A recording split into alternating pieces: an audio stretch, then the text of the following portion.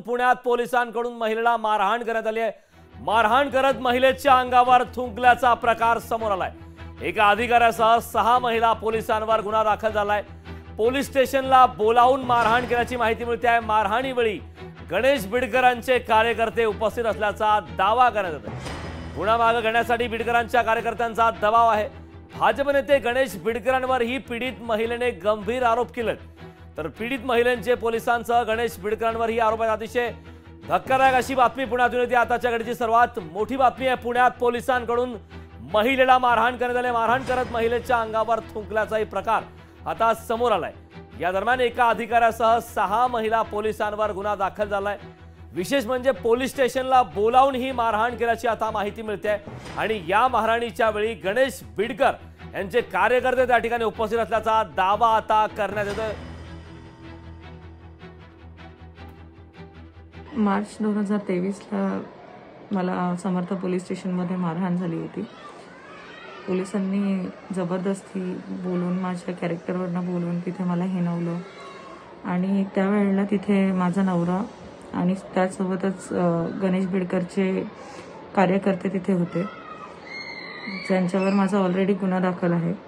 आणि त्यांच्यासोबत असताना म्हणजे ते तिथे असतानाच पोलिसांनी मला मारहाण केली होती। त्यांनी मला जबरदस्ती माझी जी चालू केस आहे ती विड्रॉ करण्यासाठी फोर्स केला। त्यानंतर मला धमकी दिली की जर मी केस विड्रॉ केली नाही तर ते मला म्हणजे गणेश बिडकर मला मारून टाकेल आणि जर मी म्हणजे त्यांच्या नादाला लागू नको आणि तुला ते लोक मारून टाकतील अशा सगळ्या धमक्या दिल्या गेल्या। मला अमानुषपणे मारहाण केली गेली। मला माझे कपडे काढण्याचा प्रयत्न केला गेला।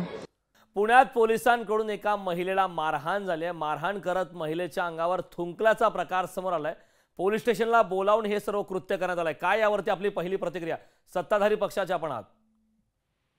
जरी मी सत्ताधारी पक्षाचा असलो तरी ही जी बातमी आपण सांगताय मी अद्याप पाहिलेली नाही, पण ही बातमी जर खरी असेल, पोलिसांकडून जर अशा प्रकारे एखाद्या महिलेचा अवमान होत असेल, तिला पोलीस स्टेशन मध्ये बसून मारहाण करून थुंकल्या जात असेल, तर हा प्रकार कोणीही सहन करणार नाही।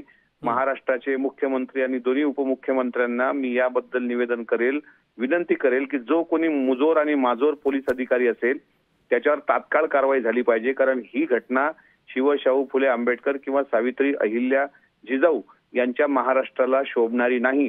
अशा प्रकारे महिलांना ओढून ताणून जर मारल्या जात असेल तर याचं कोणीही समर्थन करू शकत नाही। सदर पोलिसावर कडक कारवाई झाली पाहिजे, त्या कर्मचाऱ्यांवर कडक कारवाई झाली पाहिजे। शासनाचा प्रतिनिधी म्हणून मी शासनाकडे ही विनंती करेल। नक्कीच अमोलजी, खूप खूप धन्यवाद। लोकशाही मराठीशी संवाद साधला त्याबद्दल। लोकशाही मराठी ऐका, पहा, जागरूक रहा।